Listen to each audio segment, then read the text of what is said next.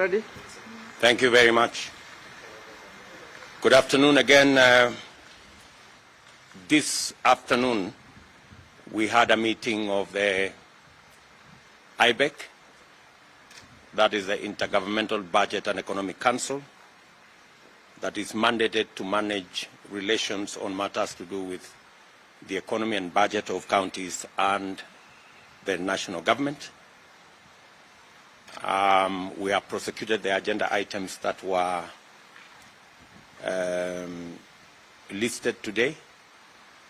Amongst the issues that we have discussed this afternoon are matters to do with cash disbursements by the National Treasury.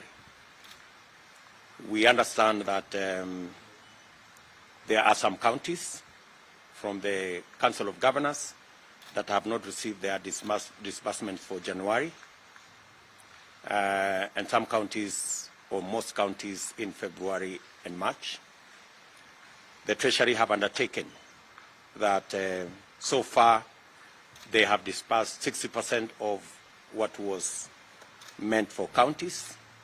They have undertaken that 8 billion shillings will be released by the end of this week, and they will do everything possible to catch up with the payments, and they have undertaken that by the close of the financial year, all the monies meant for counties will have been transferred to the counties. We were also briefed that the grant bill that was in Parliament was passed by the Senate. Today it is in the National Assembly. That bill, once assented into law, will release close to 39 billion shillings of the conditional grant money that is meant again to go to the counties. We have sought the understanding of the counties that the legislative process has taken longer than we expected, and hopefully by the close of business this week, we have undertaken that that bill will have been passed by Parliament, and so that this money can be made available to counties for them to discharge their responsibilities in accordance with the plans that they had made. We were also briefed by the Comptroller of Budget on the subject matter of pending bills, which was an exercise we mandated the Comptroller of Budget in consultation with the Auditor General to assess all pending bills by both the national and the county governments. There is progress that has been made since we met the last time. This year alone, on the matter of pending bills, counties have paid a total of 15 billion Kenya shillings. The Auditor General has audited pending bills, and he has determined that 45.5 billion is payable out of the close to 153 billion that was presented. The Auditor General has also determined that 107 billion Kenya shillings is not payable. That is a colossal amount of money, and there are many people who are affected, many business people that are affected by this ineligibility of payment of these pending bills. And therefore, we have recommended that the National Treasury consult urgently with the Attorney General on the way forward on the matter of the 107 billion ineligible pending bills, so that a way forward can be found to determine what happens to these 107 billion shillings that is ineligible for payment, yet we have suppliers who are outstanding and they want to be paid. We have also recommended that going into the future, and to avoid the subject of huge pending bills in government, we have issued instructions that going forward, pending bills will be paid on a first-in, first-out basis, so that the older pending bills are sorted out before any new pending bills are done. Secondly, we have agreed that the National Treasury, working with the Attorney General's office, work out a mechanism that will enable us to have a predetermined mechanism of how to sort out pending bills that are ineligible. We have also instructed counties to avoid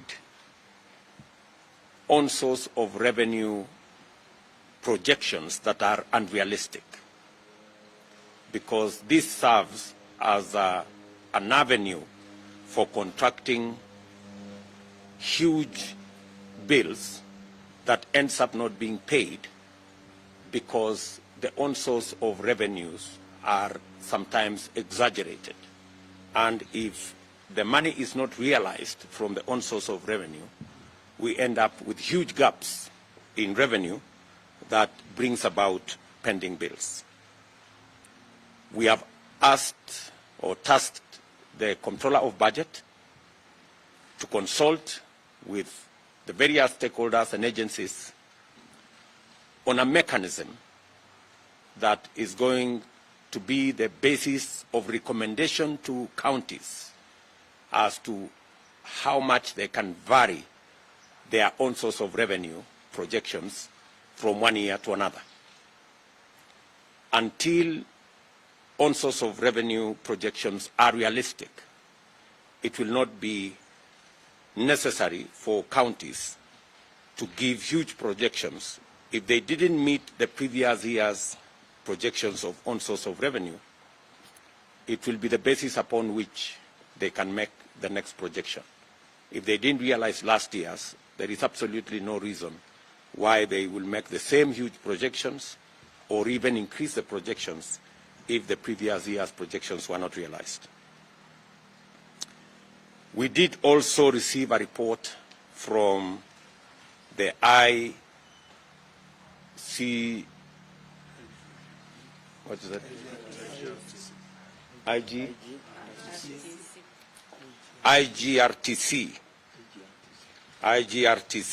committee on the matter of assets and liabilities of the defunct local authorities. That report was adopted in our last meeting. The committee has now provided mechanisms of how assets and liabilities between the county governments and the national government will be worked out and how they will be settled, and different options have been made to the counties on how to manage liabilities arising from the defunct local authorities and managing them between the counties and the national government. On this particular matter, various mechanisms have been proposed to the counties, including debt swap, including liquidation, including negotiation with the various entities, and other interventions that would help the counties to manage and exit from the matter of the defunct local authorities. We have also received a report. The last time we met, we did undertake that we are going to value the assets of every county so that going forward there will be a basis upon which every county can work on their balance sheet. And because we are going to adopt a new accounting mechanism, it is necessary that every county values their assets so that the value of every county must be accurate and must be determined. The value of every county must be determined. The Ministry of Devolution and the Ministry of Lands have been engaged in this exercise. A lot of progress has been made. We have been given a report that close to 45% of valuations have been carried out in some cases up to 50%. We have given instructions that this exercise of valuation of our counties must be concluded at least 1 month before August, that is in late June or early July, so that the next occupants of our county government offices will be handed over during the assumption of office evaluation and an asset register of what the counties have. This will be an important instrument going forward, and it will work as a basis of assessment of how counties will be audited going into the future. So again, we have asked and tasked the Ministries of Devolution and the Ministry of Lands to work seamlessly, and the committee will be seized with that matter. The National Treasury has already provided resources for that exercise, and the county governments have also provided resources for the committees that are carrying out this exercise. And we are confident that by late June or early July, we will have an asset register for every county, and we will have a farm valuation for every county. And it will form part of the assumption of office for the governors in the next term. They will know how much the county they are running is worth. And it will also assist us in the processes of accounting going into the future. I think this is part of the discussions we had this afternoon. We are awaiting a report from the judiciary on matters to do with levies and fines, and we are waiting another report from the Commission on Revenue Allocation on matters to do with the assignments that we had given to them.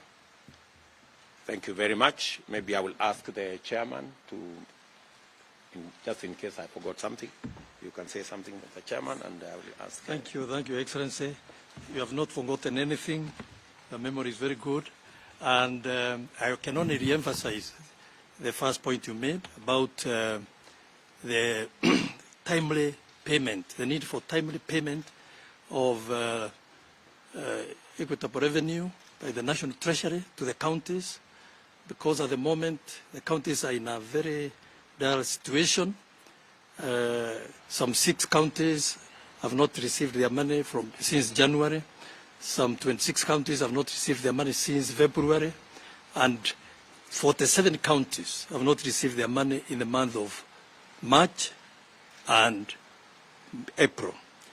It is critical for National Treasury to dispatch these funds as required by the law by the 15th 15th date of the month, which is required to be paid. Therefore, we are happy to hear this 8 billion required by the 6 counties will be done this week. I would encourage the National Treasury by 15th of next week, as required by the law, to release funds for February, March, and of course, April. Finally, the issue of pending bills. We, as counties, undertake to honor the eligible bills which have been certified by the Auditor General. As long as we receive our funds, we shall definitely give priority to eligible bills, and wait for the time when the irreligible bills will be given permission by the various committees. Asante sana, Your Excellency. Comptroller of Budget. Thank you very much, Your Excellency. I just wish to re-emphasize the fact that pending bills are caused by various reasons, but which we also must appreciate that those who are owed have contributed in a way. So what I could add here is that our suppliers need to be careful. They need to ensure that their documentation is proper, even as they are given work by their counties. If we did that, and then we receive the money in time, I am very sure that the role of my office in monitoring the settlement of these pending bills will become very easy. So I want to promise that my office is there for all those who may want help, any technical assistance in establishing what has been paid and what needs to be paid, and we'll always be there to help all the citizens. Thank you very much, Your Excellency. I think we are good. Thank you. Chairman, thank you very much for joining the team. Karibu sana. You will be interacting.